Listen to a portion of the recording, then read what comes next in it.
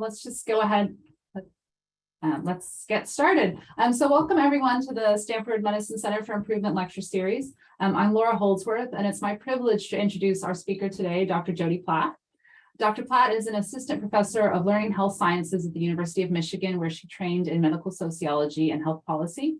Her research focuses on issues at the intersection of informatics and ethics, and some of her interests include trust in public health systems, informed consent, and community engagement. And I first saw her give a version of this talk at the Academy Health lecture for Learning Health Systems interest group. And I found it really inspired me to reflect on how we do work here at Stanford, and in particular, how we engage patients in quality improvement and how we might think about disseminating the findings from our work to the patients we serve. So I'm hoping today's talk will be equally inspirational for some of you. And so as usual, if you have any questions, please go ahead and put them in the chat, which I'll be monitoring. And as we kind of talked about, if there's any sort of questions for clarifying points, I'll interrupt you, Dr. Platt, to answer as we go along. Otherwise, I'll just keep track of the questions for discussion at the end. We'll aim for about a 30-ish minute lecture with sort of 20 minutes or so of discussion at the end, and we'll try to wrap up a bit before the hour to give everyone a bit of a break. And with that, I'll hand it over to you, Dr. Platt. Thank you. So I'll start pulling up my slides. Thank you so much for having me. I'm really excited to meet you all and to have a discussion. One of the things I like about working in this area, sort of ethics and research and policy and informatics, like it is the dialogue that it often inspires. So hopefully we get to do that today. I also loved the musical introduction, but it's 3 o'clock here. It made me a little sleepy. So I'll wake myself up. And with just how riveting this conversation is going to be. So again, thank you all for being here. And I'm going to talk about ethical issues in what some people call LHS-embedded research. Some people also might call it quality improvement, but we'll start with some level setting around what we mean by that. And then I'll show you some of the ongoing research that we're doing with the public and patients around health information sharing, sort of in this big data environment and the context of learning health systems and precision health, and some of the ways in which they think they might like to sort of hear about how their health information is used, and some sort of basic principles around community engagement in general. So LHS embedded research, I think in some ways is well exemplified by sort of a case study, and and in this case, the case is this. So suppose you're at health system A or health system S in this case, where there are low completion rates for diabetic retinal screening in your health system. And this is not ideal because it often requires an extra visit to a specialist, bright lights, pupil dilation. So people need to make special arrangements to come to the clinic and seek treatment. But there is a solution around special cameras that can be used by non-specialists. They're easy, no dilation is required, but they're expensive and require investment on the part of the health system. So the question is, should they buy cameras? And if they should, how many should they buy? And so what they decide to do is to test, experiment. Or maybe that's not the right word to use, but to see whether or not they should buy these cameras by randomizing between these 2 clinically acceptable treatments and evaluate and publish on those results. They'll look at things like completion rates, they'll do subpopulation analyses to examine for implications for health disparities, patient satisfaction, and overall disease burden, and make a decision based on the data that they collect. So this is essentially sort of a low-hanging fruit kind of example with learning health systems, where it's pretty easy to implement randomization to figure out a best course of action. And so you're essentially replacing what is formerly a haphazard process with one that is deliberately random, so you can learn, and you're not providing or introducing any additional risk to patients. So in many respects, this is, a huge opportunity to evaluate arrays of clinically acceptable options.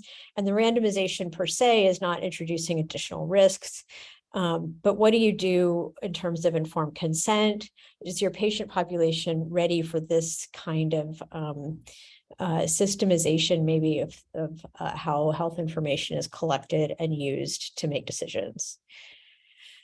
So again, this was one example, but there are many at this point in time with the expansion of health information technologies where we have EHRs, with genetic information, consumer health apps. There's a fair amount of investment in this, and we can sort of we're at this opportunity to leverage big data for learning health systems, even if not all learning health systems are the same. And I think one of the conundrums that we're facing at the moment is we have this new practice essentially with a lag in the policies that go with it. So whereas in sort of traditional times, if you will, we would collect data for research, for quality improvement, for clinical care, and then sort of determine the ethics and the policy that goes along with it. And we're now at a moment where really we can have the data and then we can decide post hoc what we want to do with it, whether it's research, whether it's QI, and then even that sort of delineation isn't always super clear. So I like to think of these moments as sort of we have an opportunity to do things better because we need to do things differently. That's not always true.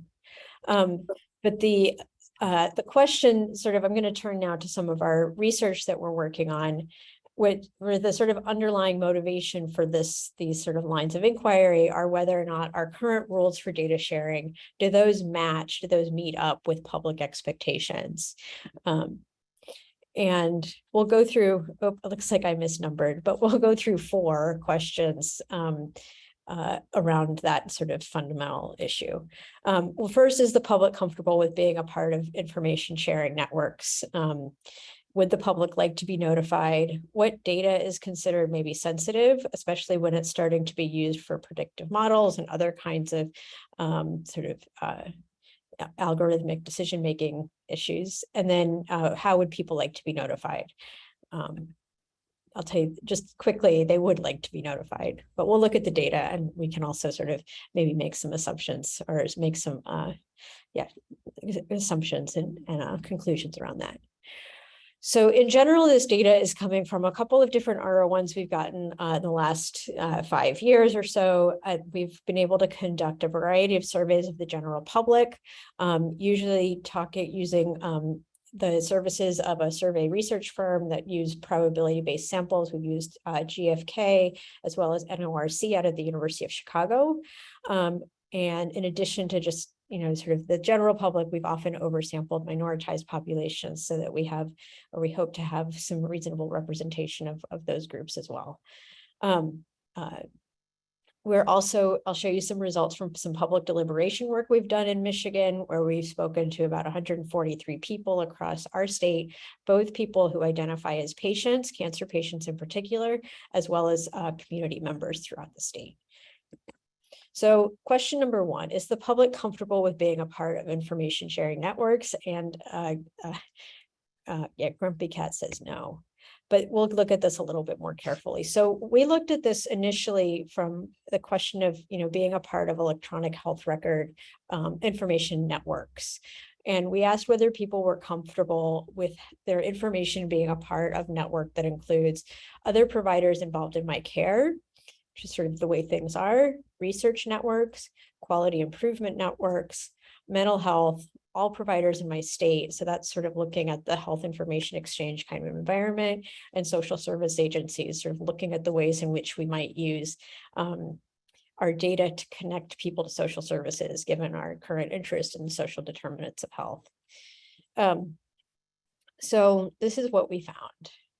And I'm going to go through a couple of these results in detail, but I think in general, what this graph shows is that in general, comfort is not as high as you might expect, even for providers involved in my care. Obviously, that's where people are most comfortable, but maybe even not as high as you would. It's, again, not sort of the no-brainer that most people who are in the healthcare system would think it is.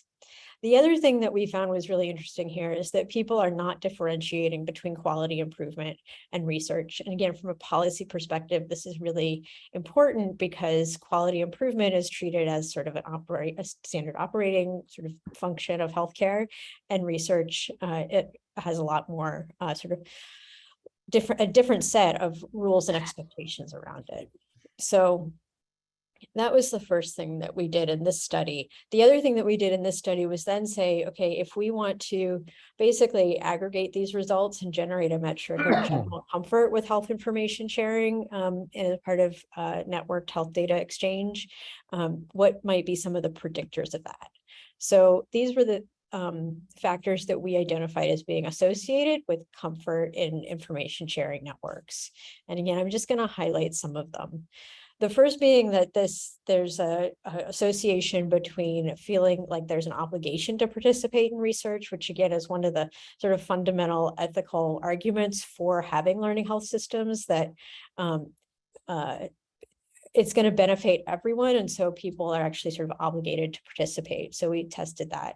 And it's true that if you feel this way, you also probably also feeling comfortable with the way health information is exchanged and shared across different users and uses. Similarly, people who felt that, you know, the way data is governed and there's oversight felt also greater comfort.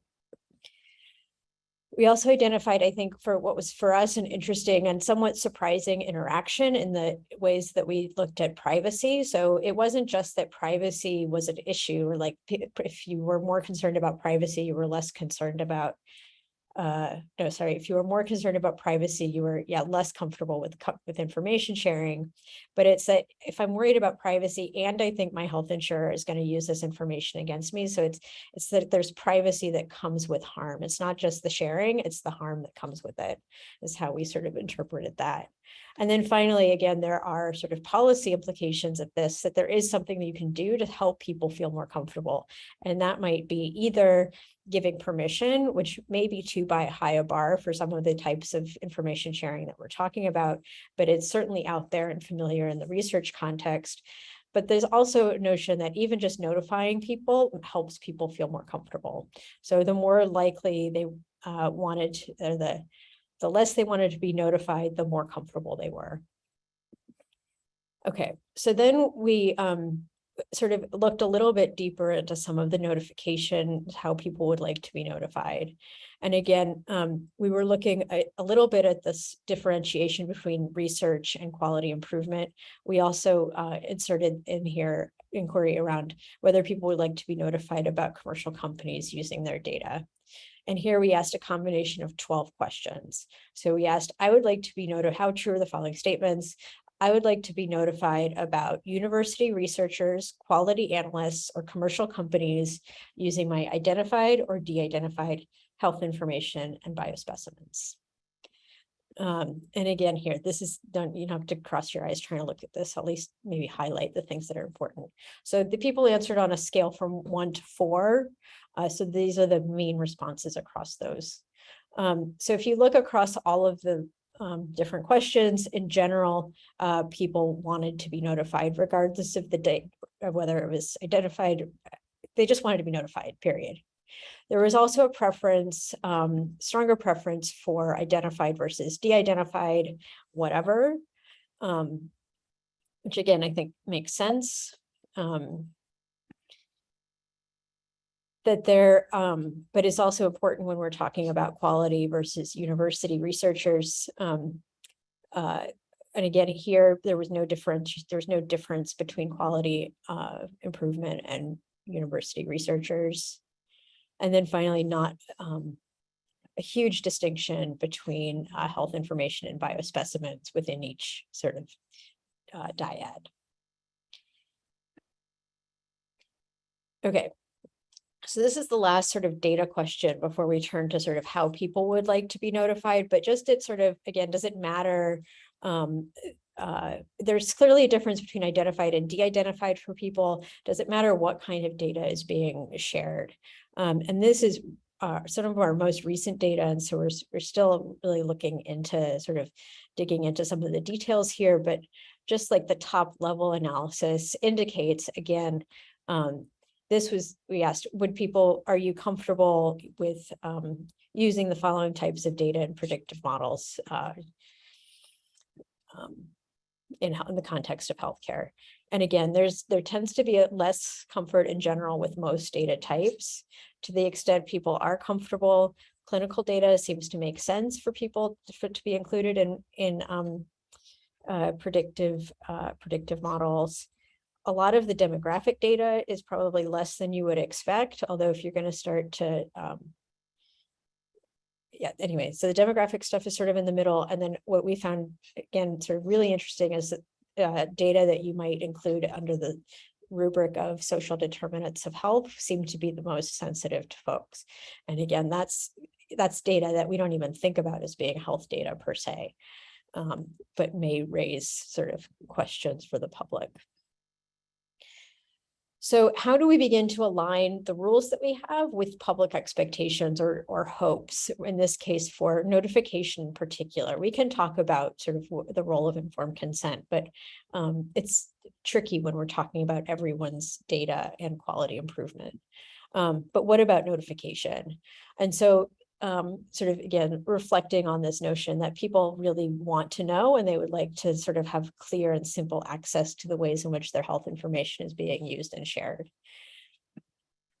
To understand sort of this question has sort of more of a qualitative tone to it. So not only what do you want, how do you want to be notified, but why do certain preferences outweigh others?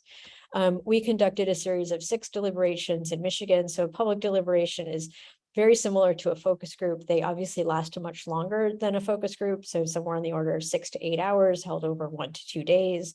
So you really have the opportunity to do the education around how health information is collected and shared, who's using it, to what ends. And you have a lot of time to discuss the different, both sort of what you see as the benefits and challenges in health information sharing, but also as we presented to them several options for how health information might be shared, and they had an opportunity to reflect on that as well. So here were basically our key takeaways, and I'll show you some sort of quotes and data that goes with that. But basically what we found in these public deliberations is that in general, starting with patient portals was probably going to be the place to start. We also asked about things like text messaging or just having sort of passive signs in clinics just to sort of have the word out there. And while some of those options, and I'll show you some of the quotes that again sort of show how things were weighed, the patient portal seemed to be the most preferred option. The second lesson that we learned from this exercise was that we really hopefully are building towards systems that ultimately adapt to patient preferences for communication. So start with patient portals, but recognizing that different people have different ways of engaging with the health system and with what they would like to know about how information is used. We also asked about opting out, and for many people, this was sort of the thing that they really thought was important. And so figuring out ways that we can honor control and autonomy will be important moving forward. And that ultimately people really want something different than what it is that we have now. So so sort of digging a little, sort of the next layer of this. So people want policies that are convenient or at least not burdensome. And so these were the kinds of things we heard. First, for me, I use the portal quite a bit. So access through the portal is going to be the best way to reach me. I prefer a phone call, but since this is the digital age, texting would be the next best thing. It's kind of easier. I can grab my phone, read a text, and keep moving. And then other people recognizing that it's really not everyone is getting information or has accessibility to that information as well. It needs to be a point where it can reach everyone regardless of how they're able to access it. People see both the benefits and the costs of allowing opt-out. So on the allowing or not allowing opt-out, people said things like, my gut tells me that everybody should have the right to opt out. My brain tells me that if we have that option, it is going to too much limit benefits to everyone. I don't want people to opt out. I think that will stunt the progress of medicine. I don't want to take advantage because we all benefit from that. And then on the other side, I chose opt out because I'm in the opinion you should always be able to make your own decisions on what happens and what doesn't happen with your healthcare information, and really sort of seeing your information as part of who you are, my body, my choice. Just never mind. And ultimately change is desirable. Who understands or wants to sit through the HIPAA language, who understands or wants to sit there and read the HIPAA form, it's lawyer language. Even as a person in the medical field, I don't understand half of what they've written. I feel like something should change. So I'll get to some sort of reflections on the data, but just to sort of give a couple of, so we certainly, I think, are at a moment where understanding just sort of what we can do today to communicate how health information is shared, according, sort of what this data is working towards is that we should find ways to express that. But there's also ways in which we might be able to involve the public, patient populations around the decisions that we need to make to create essentially learning health systems within our own walls. And so learning from particularly public health, which has been doing community engagement for quite some time. And clearly, I'm sure, many of you are familiar with sort of patient engagement principles, which to me are, anyway, there's a lot of overlap. I've focused sort of in conclusion around the community engagement piece of it, because in some ways we're asking people to engage with this, not when they're identifying as patients as much as they are identifying as people in the community that have a relationship with the health system. So most community engagement based models are based on some kind of partnership, recognizing that there's a continuum of engagement and a continuum of partnership where there might be no involvement to sort of very community-driven, community-led kind of initiatives, and a whole bunch of possibilities in between those two. And also recognizing some of the more current scholarship, or even not so current, but relevant scholarship around anti-racist approaches, and recognizing sort of how engagement needs to be meaningful and not merely performative. And then also trying to understand sort of, again, at what moment in your own development around health policy and information policy you are. So are you yourselves sort of thinking about how you're going to design and develop a program, or is this more of a sustainability, trust building kind of exercise, or are you trying to sort of change things and move things at the moment? Again, so sort of if you're going to take a few things away from here, I would say these are the 4 things. So one is that engaging and partnering with patients and the public is sort of a now activity. People do want to know, and that people are different. And so finding them where they are is going to be a little different for everyone. Our own future work is moving towards understanding associations and context and policy preference around governance, communication, maybe labeling as an option. And then trying to understand how we can essentially hardwire safety and manage risk in different processes for people and populations for improving health equity. And that is, I work with a fabulous team of really smart people, and I'm grateful to them and to you for listening. Well, thank you, Dr. Platt. That was such a great talk. Again, anyone, feel free to put your questions in the chat, and I can read them out. Or if you'd like, you can raise your hands, and I'll try to call on you. But I can get us going with a few questions of my own. At Stanford, I know a lot of people are working on predictive models and AI, and you kind of touched on that a little bit. And I thought what was really interesting is people not being comfortable with their data around the sort of more social determinants of health. I was wondering if you have any specific examples from your work where you have communicated to patients about how their data is being used, either in relation to those particular predictive algorithms or others, and what sort of strategies specifically you found works best for sort of educating patients about using their data. Yeah, I mean, I think so clearly in the precision and the public deliberation, we were able to sort of give us a very specific example about how health information is used to provide tailored treatments. And I think and some of our other survey data is sort of looked at, what predicts trust in health information sharing in the organizations that share it. And some of the strongest things that we find are things like Do you actually expect a benefit? What is the benefit? How is my health or the health of my community improving based on what it is that you're doing with it?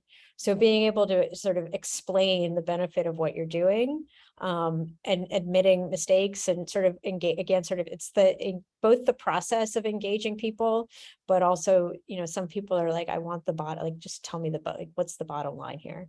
And if on balance, you're making healthcare better, people tend to support that enterprise. And again, I think most people are willing to support the use of health information. It just takes a minute. They also don't like to be surprised, which I think in some ways is some of what we end up capturing when we do this kind of research, because there's an initial surprise and shock. Okay, great, thank you. Katie, would you like to read your question, or I can read it out? Oh, go ahead. Oh, I can't hear you though. So why don't I go ahead and read your question? No, it's the dreaded double mute. I was eating earlier, so we all have experienced the dreaded double mute.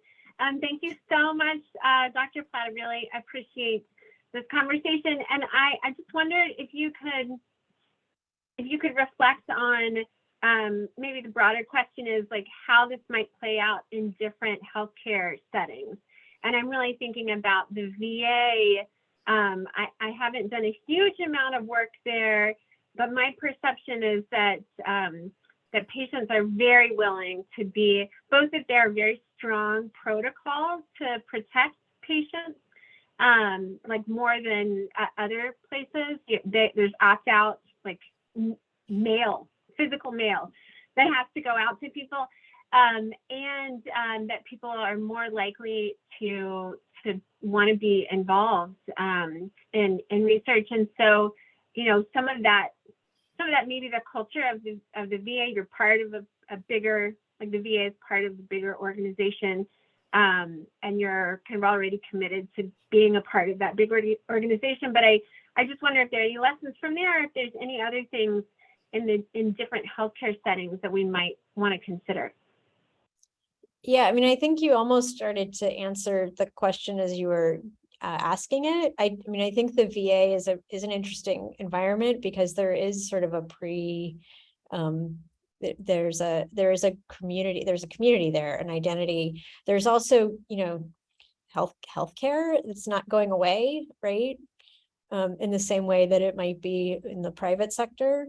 And so I think there's that. I also, someday, I think it would be an interesting sort of study to look at, I guess, patient trust of their health system based on sort of how the healthcare system is organized. So like integrated care systems versus sort of more sort of purely sort of fee for service kinds of places where there seems to be people going at you. I think the other thing to think about is related to that is that the sort of trust trust is sort of ecological, and that if your health system is participating in, say, predatory billing practices, that's going to have an impact on trust in your QI department or your research department or your physicians. And so, understanding that for the patients, all of that is part of the same whole, even if you have so many really great people doing really great work. If other people have thoughts about that, I would love other people to weigh in on that. It looks like there's another question in the chat from Ting. How do you distinguish which of the new healthcare technologies that needs patient input and policy change? I don't know, Ting, if you want to add to that.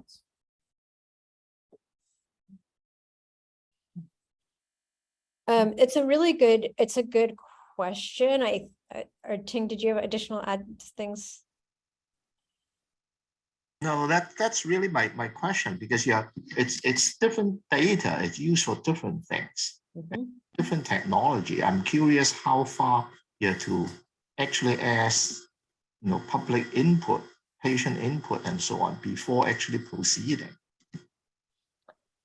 I mean, I think in some ways it depends. So one issue that's always really important, I think, when you're doing this kind of work is, what can you do with the information? Is it actionable at all?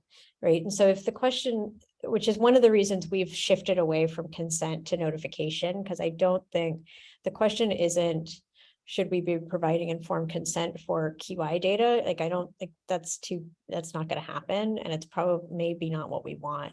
So it's not the relevant question, but I do think notification is possible. And so I think that's where that sort of line of inquiry came from. In terms of, so the kinds of specific use cases around predictive models, for example, like you need to understand, if you hear, no, we don't want this, are you willing to sort of act on that as a health system? And so you may choose based on the actionability of the line of questioning. There are, yeah, I think maybe that's sort of my initial set. And I think, there's a lot more to be done with greater level of detail around the types of predictive models, whether that's a clinical field, whether that's a sort of a risk assessment around the type of model that's being used, whether it's you're looking at clinical applications, administrative applications. It's sort of the AI is everywhere right now. So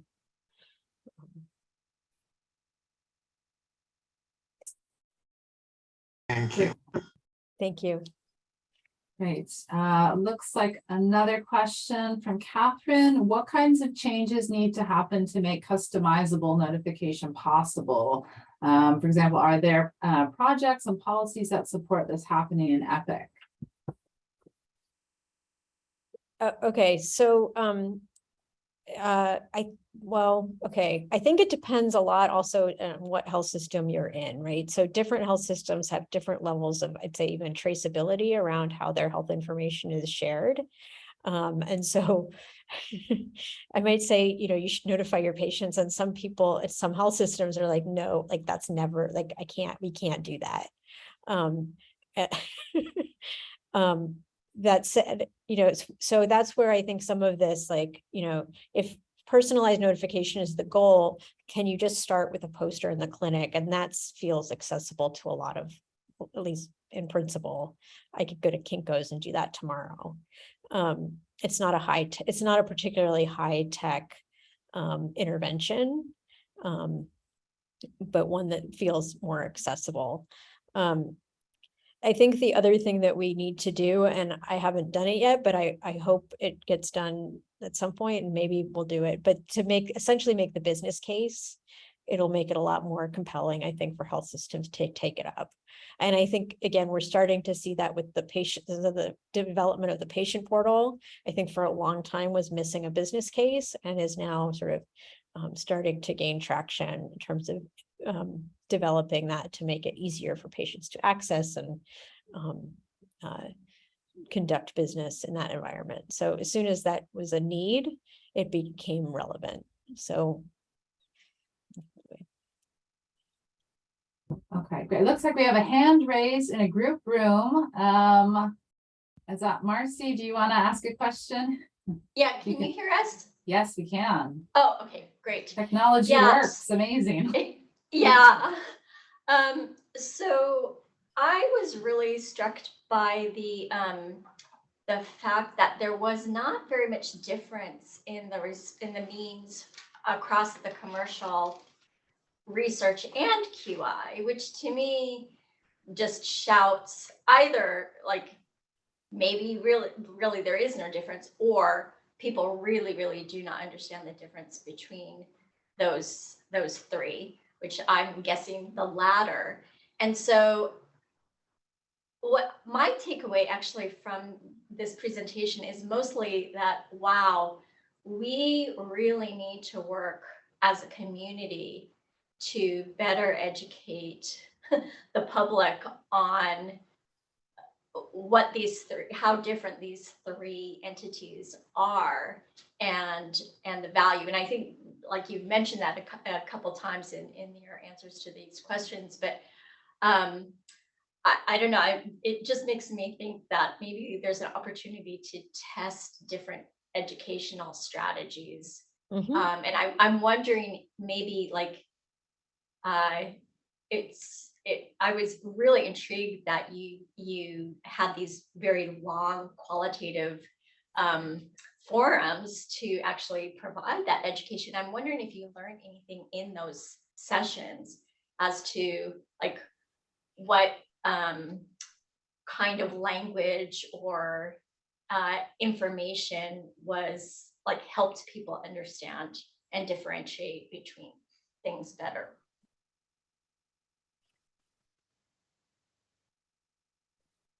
So I think we'd have to go back into our qualitative data a little bit around sort of how people resonated with the different terminologies, if you will. I think people certainly understood so we, and we didn't do a lot in terms of differentiating in that context, the difference between research and QI. We were in that context talking about the context of clinical data then being used for precision health sort of initiative. So it was actually in some ways more about the QI operations, quality improvement data than research data, in part because there's a sense that research data has a more, it's just different, right? It's just a different environment and a different set of rules. And they've, in some ways, in the context of ELSI and research and the ethical, legal, and social implications of the Human Genome Project and others have gotten into these issues from the research enterprise side of things. QI really hasn't, right? Like it's always been, it's a part of operations. It's in many ways supposed to be behind the scenes, right? It's sort of what we're doing while you're getting the best care you can possibly get.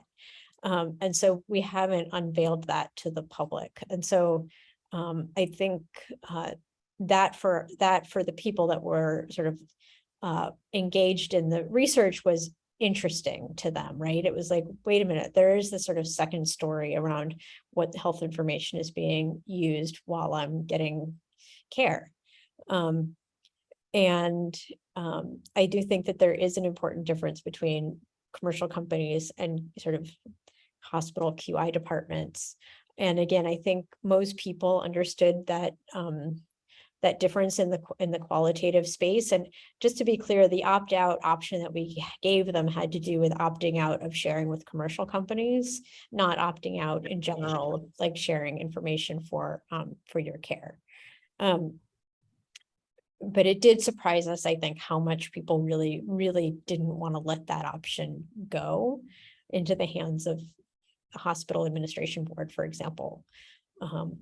And so I think there's a lot of, I think you're onto something. There's a lot of additional research to be done and sort of an opportunity to figure out sort of how people want to engage with your local QI department.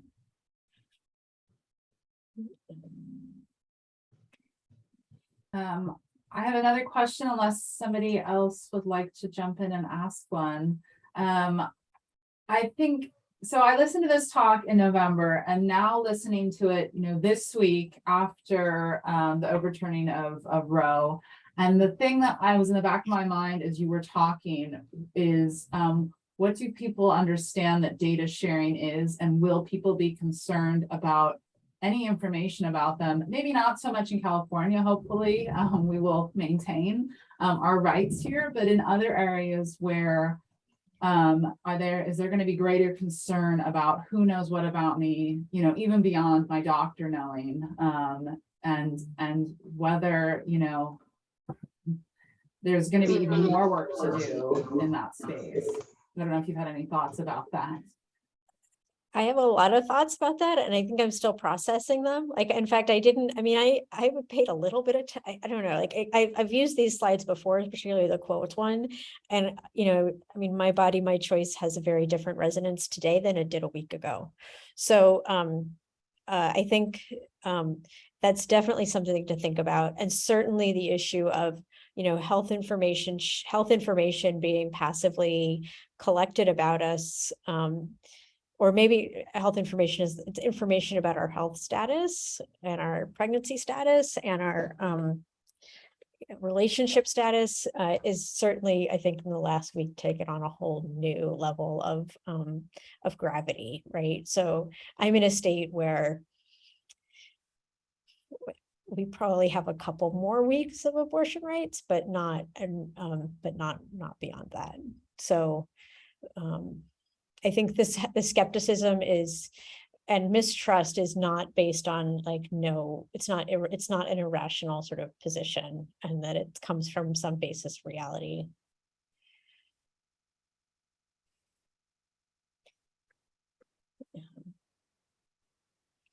Maybe. Any other questions or thoughts or anything anybody would like to share? Laura, can I chime in? Go for it. I was thinking about Dr. Platt, your response to my question about the ecosystem of trust. And I would just encourage us, especially considering what you were just talking about, to think about the ecosystem of trust, not just localized to the healthcare setting, but to the national setting as well. I mean, in the same way, like Laura and I are implementation scientists, and once you start thinking about what the outer setting is, it just gets bigger and bigger because it all has an impact. So that's just my comment. I appreciate thinking about it as the ecosystem of trust, and then what are all the different factors that might play into that. Mm-hmm. Yeah, it's very well said.